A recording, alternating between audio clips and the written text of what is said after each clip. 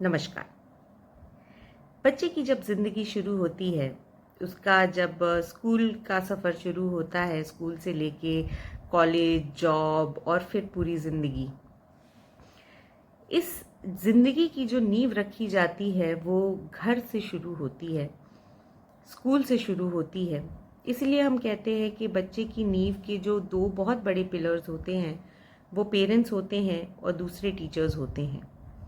इस वीडियो में हम बात करेंगे कि एज पेरेंट्स आपका क्या रोल है बच्चे की लाइफ को डिज़ाइन करने में, उसके एटीट्यूड को, उसकी पर्सनैलिटी को, उसका जो नज़रिया है ज़िंदगी को देखने के लिए, वो एज पेरेंट्स आप किस तरीके से इफ़ेक्ट कर सकते हैं। आपको टेक्निकल नॉलेज जो होती है वो स्कूल से मिलती है। 1 2 3 पढ़ना कैसे है, 1 2 3 लिखना कैसे है, ऐड कैसे करना है, सब्ट्रैक्शन कैसे करना है, ये सारी चीज़ें आप स्कूल से सीखते हैं।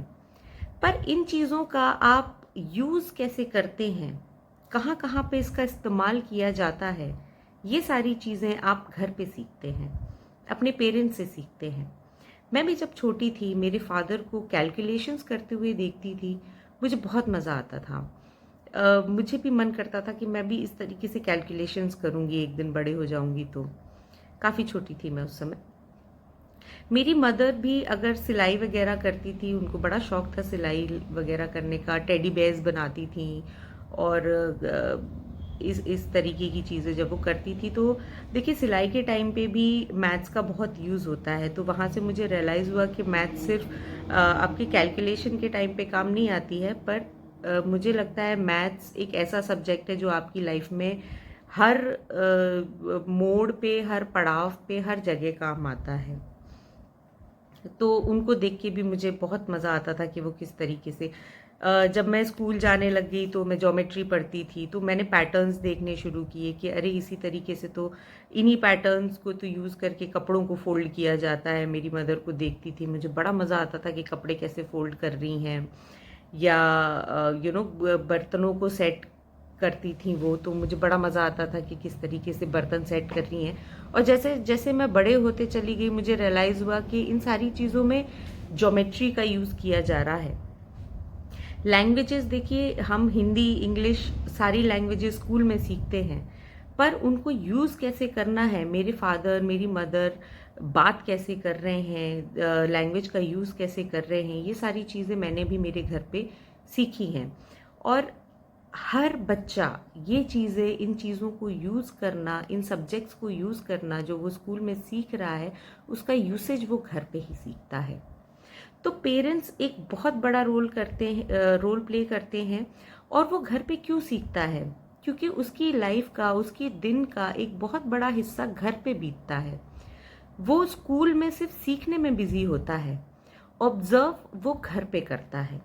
वो देखता है कि हाँ, मैंने भी 1 2 3 सीखी है, घर पे पापा भी 1 2 3 का यूज़ कर रहे हैं, मैंने भी ABCD सीखी है, या मैंने भी काका गागा सीखा है, या मैंने भी कोई कहानी सीखी है बचपन में। जब आप बच्चों को कहानियाँ सुनाते हो तो वो देखता है कि कहानियों का यूज़ पापा किस तरीके से मुझे सुलाने के लिए कर रहे हैं, या मुझे कुछ सिखाने के लिए कर रहे हैं। तो ये चीज़ें बच्चे को समझ नहीं आती कि वो पापा से कुछ सीख रहा है, पर वो अननोइंगली आपसे बहुत सारी चीज़ें सीखता है। तो कुछ पॉइंट्स हैं जो मैं एक्चुअली बात करना चाहूँगी, जिनके बारे में जो पेरेंट्स, एज पेरेंट्स आप बच्चों की जो लाइफ है आगे की, उन वो इन चीज़ों को डिसाइड करने में कि उनकी लाइफ कैसी रहेगी, उनका ज़िंदगी को लेकर नज़रिया कैसा रहेगा, उनकी पर्सनैलिटी कैसी रहेगी, एटीट्यूड कैसा रहेगा, ये सारी चीज़ें डिसाइड करने में आपकी क्या भूमिका हो सकती है। मेरा जो पहला पॉइंट है वो है, देखिए ये बहुत सीरियस पॉइंट है, और ये पॉइंट अक्सर एग्जाम्स के टाइम पे उठाया जाता है, जो कि है प्रेशराइजेशन, मार्क्स का प्रेशर, एग्जाम्स का प्रेशर। ये एक बहुत ही सीरियस मुद्दा है। आजकल हर कोई इस बारे में बात कर रहा है। हर कोई कहता है हमें बच्चों को प्रेशर नहीं देना चाहिए, मार्क्स के लिए प्रेशर नहीं करना चाहिए, पढ़ाई के लिए प्रेशर नहीं करना चाहिए। तो पेरेंट्स का कंसर्न होता है तो क्या फिर बोलना छोड़ दें? नहीं, आप बोलना मत छोड़िए, आप उनको पढ़ने का तरीका सिखाइए। आप नहीं कह सकते कि नहीं नहीं मत पढ़ो बेटा, कोई प्रेशर नहीं है, मत पढ़ो, ऐसा ये तो पॉसिबल ही नहीं है। ऑब्वियसली आप उनको प्रेशर कीजिए पढ़ने के लिए कि बेटा ये पढ़ाई का टाइम है, आपको पढ़ना ही पड़ेगा, कोई ऑप्शन नहीं है। लेकिन आप बच्चे को मार्क्स लाने के लिए प्रेशराइज नहीं कर सकते कि तुमको 95% मार्क्स लाने ही पड़ेंगे। मैंने पेरेंट्स को देखा है बच्चों को 100% के लिए प्रेशराइज कर रहे हैं कि 100% मार्क्स आने चाहिए। That is just not possible. आप किसी भी बच्चे से 100% की उम्मीद तो रख ही नहीं सकते। कोई भी बच्चा हर सब्जेक्ट में, हर एरिया में परफेक्ट नहीं हो सकता, और इस चीज़ के लिए बच्चे को प्रेशराइज करना is just not fair to the child. ये बच्चे के साथ ज्यादती हो जाती है। हम सभी भगवत गीता में विश्वास रखते हैं, हम सब भगवत गीता को मानते हैं, कृष्ण भगवान ने जो कुछ भी कहा है, पर जब ये हमारे बच्चे पे अप्लाई करने की बात आती है तो हम इस चीज़ को भूल जाते हैं। भगवत गीता में श्री कृष्ण ने अर्जुन से कहा है, तुम कर्म करो, फल की इच्छा मत करो। तो जब तक ये बात हमारे फेवर में होती है, हम इस चीज़ को मानते हैं, और जैसे ही हमको लगता है अब ये हमारे अगेंस्ट जा रही है, तो हम फिर गीता में ही मानना बंद कर देते हैं। आप भी अपने बच्चे को यही समझाइए कि बेटा आप अपनी मेहनत करो, आपका जो टाइम है पढ़ने का उसमें आपको पढ़ाई ही करनी है, आपको छोटी छोटी डिटेल्स भी देखनी है, हर चीज़ ध्यान रखना है। लेकिन आप उससे ये उम्मीद नहीं कर सकते कि वो 100% मार्क्स लेके आएगा। देखिए, एज अ टीचर मैं आपको बताती हूँ, जो छोटी क्लासेस होती हैं, हर क्लास में 15-17 बच्चे, कम से कम ज़्यादा से ज़्यादा 15 से 17 बच्चे होते हैं। तो जो छोटे बच्चे होते हैं उनको एग्जाम्स, उनको जो आंसर्स लिखवाए जाते हैं, बोर्ड पे लिखवाए जाते हैं, सब बच्चे सेम आंसर लिख रहे हैं। 15 बच्चों में कम से कम 5 बच्चों का आंसर एकदम सेम होता है, एकदम कम से कम 5 बच्चों का, क्योंकि वो लोग याद करके आए हैं। पर मार्क्स देते टाइम हम बहुत सारी चीज़ों को अंडर कंसीडरेशन लेते हैं कि किस किस बेसिस पे उनको मार्क्स देने हैं। उसमें उनकी हैंडराइटिंग आती है, उसमें उनके कॉमा और जो पंक्चुएशन मार्क्स होते हैं, कॉमा हो गया, आपका फुल स्टॉप हो गया, क्वेश्चन मार्क हो गया, ये सारी चीज़ें कंसीडर की जाती हैं, लगाया है या नहीं लगाया है, स्पेलिंग्स चेक की जाती हैं। तो किसी भी आंसर में बहुत सारे फैक्टर्स होते हैं जो मार्क्स देते टाइम हमको ध्यान रखने होते हैं। हर बच्चा कितना भी आप सेम आंसर लिख दो, बट सारे बच्चों को एक जैसे मार्क्स नहीं मिल सकते। स्पेशली लैंग्वेज जो क्लास वो होती है, अब जो टेक्निकल चीज़ें मैथ्स वगैरह हैं उसमें आपको बिल्कुल आप दे सकते हो, फुल मार्क्स दे सकते हो, उसमें हैंड राइटिंग का कोई चक्कर नहीं होता, उसमें स्पेलिंग्स का कोई चक्कर नहीं होता, सीधा सीधा है 1+1 मतलब 2, तो उसमें आपको फुल मार्क्स मिल सकते हैं, वो टेक्निकल सब्जेक्ट है। पर जो लैंग्वेजेस हैं उसमें आपको फुल मार्क्स नहीं मिल सकते। तो बच्चे से ये उम्मीद करना कि किसी भी सब्जेक्ट में बच्चा फुल मार्क्स लेके आएगा, 95% लेके आएगा, 90% लेके आएगा, बच्चे के साथ ज्यादती होती है। प्लीज़ आप अपने बच्चे को इस चीज़ के लिए प्रेशराइज मत कीजिए। मार्क्स ना तो उसके हाथ में है ना आपके हाथ में है। ये पूरी तरीके से इस बात पे डिपेंड करता है कि वो बच्चा कितना एंजॉय कर रहा है उस सब्जेक्ट को पढ़ने में। अगर वो बच्चा एंजॉय कर रहा है तो ही वो हर चीज़ को, हर डिटेल को नोटिस करेगा। अगर वो एंजॉय नहीं कर रहा है तो वो हर चीज़, हर डिटेल को नोटिस नहीं कर सकता, और प्रेशर से किसी भी चीज़ का एंजॉयमेंट निकल जाता है। दूसरा पॉइंट जो मेरा है वो है कंपैरिजन। अपने बच्चे को प्लीज़ दूसरों के बच्चे से कंपेयर मत कीजिए। अगर आप पड़ोसी के बच्चे की तरह ही बच्चा चाहते थे तो फिर आपने अपना बच्चा क्यों पैदा किया? फिर आपको पड़ोसी के बच्चे को अपने बच्चे की तरह रखना था, उसके साथ टाइम स्पेंड करते और उसके लिए करते जो आपको करना था। It is just not possible कि आपका बच्चा एकदम आपके पड़ोसी के बच्चे की तरह हो जाए, और जिस दिन आपका बच्चा आपके पड़ोसी के बच्चे की तरह हो जाएगा आप उसमें भी खुश नहीं होंगे। आपको लगेगा कि ये तो उसको कॉपी कर रहा है, ये तो उसकी नकल कर रहा है। हर बच्चे में अपनी खुद की कला होती है। अगर आप अपने बच्चे से इस समय खुश नहीं हैं तो आप अपने बच्चे से किसी भी समय खुश नहीं होंगे। This is a fact. तो अपने बच्चे को दूसरों के बच्चों से कंपेयर करना बंद कीजिए।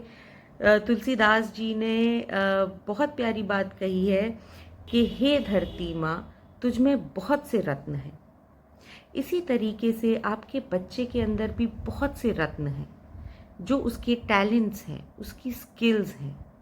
अगर आप अपने बच्चे के टैलेंट और स्किल्स को नहीं देख पा रहे, तो आप किसी और से भी उम्मीद नहीं कर सकते। आप उसके टीचर्स से भी नहीं कर सकते, उसके फ्रेंड से भी नहीं कर सकते, किसी से उम्मीद नहीं कर सकते। और इवेंचुअली वो बच्चा भी अपने अंदर की खूबियाँ देखना बंद कर देगा, क्योंकि बच्चे के जो रोल मॉडल्स होते हैं वो गांधी जी या बिल गेट्स या बड़े बड़े लोग नहीं हैं। बच्चे के लिए उसके रोल मॉडल्स आप हो। आप जैसा बच्चे के साथ बिहेव करोगे, आपका जैसा एटीट्यूड रहेगा, बच्चा उसी तरीके के एटीट्यूड के साथ आगे बढ़ेगा। मैंने लोगों को देखा है कि बच्चे के 95% आए हैं, पर वो 95% को सेलिब्रेट करने की बजाय 5% के मार्क्स जो नहीं आए हैं उसके लिए दुखी हैं। आप अगर इस तरीके से बच्चे के साथ बिहेवियर रखोगे, आपका बच्चा अपने अचीवमेंट्स पे खुश होने की बजाय जो उसको नहीं मिला है पूरी ज़िंदगी उसके लिए दुखी रहेगा।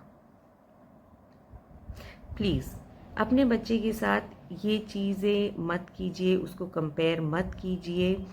आप उसकी जो अच्छी स्किल्स हैं, जो उसमें उसके अंदर जो टैलेंट्स हैं, उनको डेवलप करने की कोशिश करें। हर बच्चे के अंदर कुछ ना कुछ टैलेंट होता है, हर बच्चा अपनी खूबियाँ लेके आता है। आप उस पे ध्यान दीजिए। उसकी कमियों पे अगर आप ध्यान देंगे, आप जिस चीज़ पे ध्यान देंगे वो चीज़ बढ़ेगी। अगर आप उसकी कमी पे ध्यान दे रहे हैं, उसकी कमियां बढ़ेंगी। अगर आप उसके टैलेंट पे, उसके पोटेंशियल पे ध्यान दे रहे हैं तो उसका पोटेंशियल बढ़ेगा। तो आगे जाके बच्चा भी यही सीखेगा ना, वो भी अपने अचीवमेंट्स पे खुशी होने की बजाय पूरी ज़िंदगी उस चीज़ के लिए दुखी रहेगा कि मुझे ये नहीं मिला। हम ये प्रीच करते हैं, हम इस चीज़ को प्रैक्टिस करते हैं कि आपको जो मिलता है आपको उसमें संतुष्ट रहना चाहिए। पर यही बात जब हम अपने बच्चों को सिखाने पे आते हैं तो हम उनको उल्टा सिखाते हैं। उसको जो मिला है आप उसको सेलिब्रेट कीजिए, उसके अंदर जो प्रतिभाएं हैं, उसके अंदर जो टैलेंट्स हैं, आप उनको डेवलप करने की कोशिश कीजिए। अगर आपको कुछ समझ नहीं आता, आप बच्चे को ऑब्जर्व करो। बच्चा किस चीज़ में, ऐसा तो हो ही नहीं सकता कि बच्चा किसी भी चीज़ में अच्छा ना हो। It is just not possible. हर बच्चा टैलेंटेड है। मेरा जो थर्ड पॉइंट है वो आजकल बीमारी की तरह फैला हुआ है। हम हर पेरेंट्स को ये बोलते हुए सुन लेते हैं, मेरा बच्चा तो फ़ोन छोड़ने का नाम ही नहीं लेता।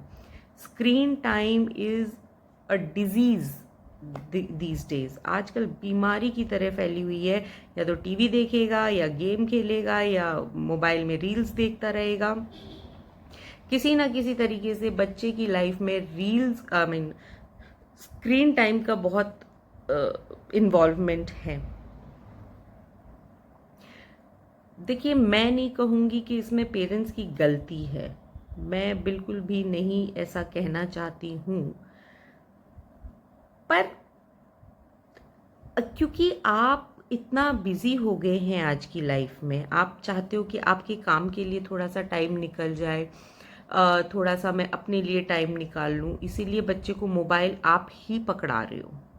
बच्चा अपने आप से, उसको पैदा होते ही नहीं पता था कि मोबाइल क्या होता है। ये चीज़ आपने उसके हाथ में दी है।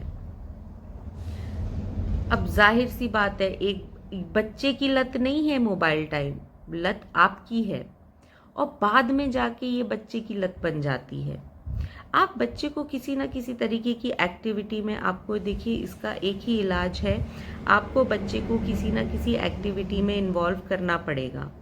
आप पूरे दिन उसको पढ़ने के लिए नहीं बोल सकते। आप नहीं क्या सोच सकते कि वो 16 के 16 घंटे, 24 के 24 घंटे पढ़े। उसके पास और चीज़ें करने का भी ऑप्शन होना चाहिए। खेलने के लिए आप उसको एनकरेज कीजिए, आप उसको ब्रेन टीजर्स के लिए एनकरेज कीजिए। आपको उसके लिए टाइम निकालना पड़ेगा। आप उसको अपने साथ, आप काम में बिजी हो, आप उसको अपने साथ बिठाइए, वो आपको ऑब्जर्व करेगा कि पापा क्या कर रहे हैं, मम्मी क्या कर रही हैं। अगर फॉर एग्जाम्पल आप क्लीनिंग कर रहे हो तो बच्चे को थोड़ा सा डस्टिंग के लिए आप बोल सकते हो। आप उसको बोलो कि बेटा मैं साफ़ कर रही हूँ, अपना सामान उठा के रख दो, अपना बेड बना के रख दो, अपनी थाली अंदर रखाओ।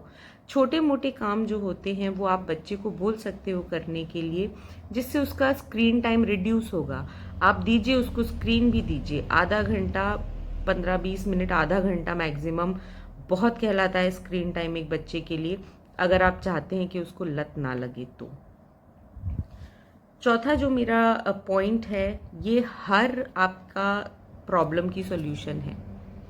हर प्रॉब्लम की आप चाहते हो आपके बच्चे के मार्क्स अच्छे आएँ, आप चाहते हो उसके कुछ कैपेबिलिटीज़ आपको समझ आएँ कि वो किस चीज़ में कैपेबल है, उसके टैलेंट्स क्या है, आप चाहते हो उसके गैजेट छूट जाए। इसका एक ही सॉल्यूशन है, वो है अपने बच्चे के साथ टाइम स्पेंड कीजिए। आप देखिए पूरे दिन बच्चे के साथ टाइम स्पेंड करना पॉसिबल नहीं होता है। आपका बच्चा 6-7 घंटे स्कूल में रहता है, उसके बाद बाकी का जो बचा हुआ टाइम होता है, 8 घंटे बच्चा सो रहा है, तो वो टाइम भी आपका निकल गया। आपको पूरे दिन में बच्चे के साथ आधा घंटा, कम से कम 20 मिनट से 30 मिनट बच्चे के साथ आपको टाइम स्पेंड करना ही है। और इसमें मैं ये नहीं कह रही हूँ कि आपको बच्चे को पढ़ाना है, आप बिल्कुल मत पढ़ाइए। आप सिर्फ बच्चे के साथ बात कीजिए, आप बच्चे के साथ टाइम स्पेंड कीजिए, उसको अनडिवाइडेड अटेंशन दीजिए। अनडिवाइडेड अटेंशन से मेरा मतलब है no mobile phone, no TV, no relatives, no friends, nothing. Just आप और आपका बच्चा। आप अपने बारे में उसको बताइए, उसके बारे में पूछिए, उसका स्कूल, उसके टीचर्स, उसके फ्रेंड्स, उसकी फेवरेट सब्जेक्ट्स, आपको सिर्फ उसके साथ बात करना है। एंड ट्रस्ट मी, ये जो पॉइंट है ये आपकी पूरी लाइफ, ना कि सिर्फ बच्चे की लाइफ सुधार देगा बल्कि आपकी लाइफ भी सुधार देगा। अगर आप बचपन से उसको आधा घंटा अपने साथ, आधा घंटा 1 घंटा टाइम स्पेंड करने के लिए ट्रेन कर देते हैं, उसके साथ इतना टाइम बिताते हैं, ये देखिए 12-13 साल तक तो आप ये अपने बच्चे के साथ कर सकते हैं। 12-13 साल के बाद बच्चे के खुद के इतने चैलेंजेस होते हैं, इतनी पर्सनल लाइफ होती है, फ्रेंड्स बन गए होते हैं कि बच्चा खुद ये टाइम नहीं निकालेगा आपके साथ बैठ के स्पेंड करने के लिए। तो यही आपके पास एक टाइम होता है 12-13 साल तक, जब तक आप अपने बच्चे को एक पर्टिकुलर टाइम पे रोज़ आप आधा घंटा कम से कम निकालिए। ये आपकी पूरी, ये सिर्फ बचपन की बात नहीं है, बच्चा पूरी ज़िंदगी इस चीज़ के लिए ट्रेन हो जाएगा, चाहे वो आपके साथ रहे चाहे ना रहे। पढ़ाई करने के लिए बाहर गया है, जॉब करने के लिए बाहर गया है, किसी भी रीज़न से वो आपके साथ अगर नहीं रह रहा है, बच्चा आपके लिए, आपसे बात करने के लिए टाइम निकालेगा ही निकालेगा, क्योंकि ये उसकी मेंटल ट्रेनिंग हो गई है कि मुझे पूरे दिन का बताना होता है। शाम में पापा से बात करनी होती है, शाम में मम्मी से बात करनी होती है, पूरे दिन मैंने क्या किया वो बताना होता है, पूरे दिन पापा ने क्या किया वो मुझे बताएंगे। हम लोग एक अच्छा टाइम, ये एक बहुत अच्छा टाइम होता है जो बच्चे पेरेंट्स के साथ बिताते हैं। तो अब गैजेट्स की भी प्रॉब्लम आपकी इससे सॉल्व हो जाएगी। आप जब बच्चे को पूछेंगे हाँ भाई आज पूरे दिन क्या किया और क्या होता रहा, तो शाम में मतलब पूरे दिन बच्चा सोचेगा कि मुझे कुछ करना है, क्योंकि अगर मैं सिर्फ मोबाइल देखता रहूँगा या फ़ोन चलाता रहूँगा तो फिर शाम में अगर मैंने पापा को बताया तो पापा को तो बुरा लग जाएगा, पापा गुस्सा करेंगे। तो वो आप के लिए आपको, क्योंकि रिपोर्ट देनी है, शाम में आपके साथ टाइम स्पेंड करना है, इसके लिए वो कुछ ना कुछ ऐसी ऐसी एक्टिविटीज़ खुद ढूंढेगा कि आज मैंने क्या काम किया। दूसरी चीज़, बच्चा अपने प्रॉब्लम्स आपके साथ शेयर करना सीखेगा। बच्चों को भी ट्रस्ट बिल्ड करना पड़ता है। बच्चा जब आप पे पूरी तरह से ट्रस्ट करने लग जाएगा, उसको पता है कि मैं पापा को कुछ भी बताऊं या मम्मा को कुछ भी बताऊं, ये लोग मुझे सपोर्ट ही करेंगे, तो बच्चा आप पे ट्रस्ट करेगा और अपनी प्रॉब्लम्स आपके पास लेके आएगा। इससे आपको ये पता है कि मेरा बच्चा किस रास्ते पे चल रहा है, किस तरीके की प्रॉब्लम से डील कर रहा है, किस तरीके के काम कर रहा है, क्या वो अच्छे हैं या बुरे हैं। किस तरीके के लोगों के बीच में बैठ रहा है, हर चीज़ का आपके पास एक पूरा डेटा होगा बच्चे को लेके। आपको अपने बच्चे की पर्सनैलिटी के बारे में पता चलेगा, उसके टैलेंट्स के बारे में पता चलेगा। इससे आप बच्चे को कंपेयर करना छोड़ देंगे, आपको अपने खुद के बच्चे पे प्राउड होगा। वही प्राउड आपको पूरी ज़िंदगी लेके चलना है, जो प्राउड आपको उस दिन था जिस दिन वो बच्चा पैदा हुआ था। आप बच्चे के साथ ये नहीं उम्मीद कर सकते ये तो जैसा बड़ा होता जा रहा है ये तो बेकार है। नहीं, बच्चा बेकार नहीं है, बच्चा कभी बेकार नहीं होता। आप उसके साथ कैसा बिहेव कर रहे हो उस पे उसकी पूरी पर्सनैलिटी, उसका पूरा एटीट्यूड डिपेंड करता है। प्लीज़ अपने बच्चे को बर्न आउट मत कीजिए। ऐसा ना हो कि कल को आज आप उससे बहुत एक्सपेक्टेशंस रखो, आप उस पर प्रेशर डालो और एक दिन ऐसा आए कि वो प्रेशर झेल ना पाए। तो एज पेरेंट्स आप बस 3 चीज़ों को आपको करना है। एक तो उसको कंपेयर नहीं करना है, किसी से भी कंपेयर नहीं करना है। उसको आपको ये यकीन दिलाना कि बेटा तुम जो हो तुम्हारे जैसा कोई नहीं। दूसरा, उस पर प्रेशर मत डालिए, उससे जितना होता है आप उससे, अब अगर आप चाहते हो वो मेहनत करे तो आपको मेहनत करके आपको दिखानी पड़ेगी। बच्चा छोटा है, वो ये नहीं समझेगा। एक बहुत इम्पॉर्टेंट चीज़ है, जब मैं पेरेंट्स के साथ बात करती हूँ तो पेरेंट्स बोलते हैं कि हमने करना शुरू तो किया है लेकिन बच्चा हमसे बात ही नहीं करता। देखिए, अगर आप लेटर स्टेज पे ये चीज़ शुरू कर रहे हैं तो आपको ये समझना पड़ेगा कि एक दिन में कुछ नहीं होगा। बच्चे के साथ आपको बहुत टाइम स्पेंड करना पड़ेगा ताकि वो जो ट्रस्ट है वो दोबारा से बिल्ड हो सके। एक दिन में वो बच्चा भी आप पे ट्रस्ट नहीं करेगा और आप भी अपने बच्चे पे ट्रस्ट नहीं कर पाओगे। तो आइए, हर दिन का एफर्ट होता है। आप जितना जल्दी शुरू कर देते हैं उतना आपके लिए अच्छा है। मैं तो कहती हूँ बच्चा जितना छोटा हो, मतलब आपका 8 साल का 10 साल का बच्चा, आप उससे काम कराइए, अपने सारे काम कराइए। पानी लाना है, खाना लाना, सर्व करना है, पैर दबाना है, आप सब करवाइए अपने बच्चे से, ताकि वो ज़्यादा से ज़्यादा टाइम आपके साथ स्पेंड करे, आपके साथ रहे, आपके साथ एक रिलेशन बिल्ड करे। क्योंकि बच्चे एक दिन निकल जाते हैं, फिर they will not be child again. वो फिर से दोबारा से बच्चे नहीं बन सकते। वो एक दिन बड़े होंगे और वही एटीट्यूड अपनाएंगे जो आज आपका उनके साथ है। तो आप पेशेंस रखिए। अगर आपने ये करना शुरू किया है, आपको कुछ टाइम लगेगा, आपके बच्चे को भी टाइम लगेगा, बट इवेंचुअली बिल्कुल ये चीज़ 100% आपको रिटर्न देगी। गैजेट से छुटकारा भी आपका यही सॉल्यूशन है कि आप बच्चे के साथ टाइम स्पेंड कीजिए, किसी भी तरीके से बच्चे को ऑक्यूपाई रखिए। देखिए, आजकल मेंटली चैलेंज्ड बच्चे भी बहुत मुझे देखने मिलते हैं। ये ज़्यादातर स्क्रीन टाइम की वजह से ही हैं। मेरी क्लास में एक बच्चा था जो आया था तो पूरे दिन दीवार को ही देखता रहता था, उसको पोक करता रहता था, उसमें उंगली ऐसे करते रहता था कि कुछ निकलेगा इसमें से अभी। तो उसके साथ हमको बहुत पेशेंस रखना पड़ा था। ग्रेजुअली जब बच्चे डांस करने लग गए, थोड़ा सा पोयम वोयम गाने लग गए, तो वो धीरे धीरे ऐसे नज़रें हटा हटा के और देखने लग गया दूसरों की तरफ, और उसका अटेंशन थोड़ा सा डाइवर्ट हुआ। तो जो इस तरीके के बच्चे होते हैं, देखिए मैं आपको सजेस्ट करूँगी कि बच्चों को फिज़िकल एक्टिविटी में डालिए। कुछ ना कुछ उनकी ऐसी एक्टिविटी होनी चाहिए जो उनको, उनकी बॉडी को थकाए। बॉडी थकेगी, जब बॉडी थकती है तो आपका टेंशन आता है। आप बैठे बैठे, जब आराम से आप बैठे हो तो हज़ारों चीज़ें सोचते हो, पर जब आपकी बॉडी थकती है, आपको सांस फूलती है, जब आप लंबी लंबी सांसें लेते हो तो आपके दिमाग में कोई चीज़ नहीं आती, सिर्फ लगता है पानी मिल जाए और थोड़ा सा बैठने मिल जाए, और आप पूरा कॉन्सेंट्रेट अपनी सांसों पे करते हो। आप बच्चे को कॉन्सेंट्रेट करने के लिए आप उसको फिज़िकल एक्टिविटी में, अगर आप चाहते हैं उसका कॉन्सेंट्रेशन अच्छा हो, बच्चे को फिज़िकल एक्टिविटी में इंडल्ज कीजिए। कुछ बच्चे ऐसे होते हैं जिनको डॉक्टर्स मना कर देते हैं कि इनको बहुत इंटेंस एक्टिविटी नहीं करानी है। उनके लिए मैं आपको सजेस्ट करूँगी आप योगा की तरफ जाएं। योग एक बहुत अच्छा माध्यम है, बहुत अच्छा साधन है, जो बच्चे को, देखिए, बहुत इंटेंस भी नहीं होता है और एक लयबद्ध होता है। तो ऐसा नहीं है कि आप शुरुआत से एकदम दौड़ने लग गए और बहुत इंटेंस हो गया। धीरे धीरे धीरे धीरे लेवल बढ़ता है तो बच्चा भी उस चीज़ में एडजस्ट कर जाता है, और इवेंचुअली हम साथ यही चाहते हैं कि बच्चा इम्प्रूव करे. सो या दैट्स इट फॉर टुडे.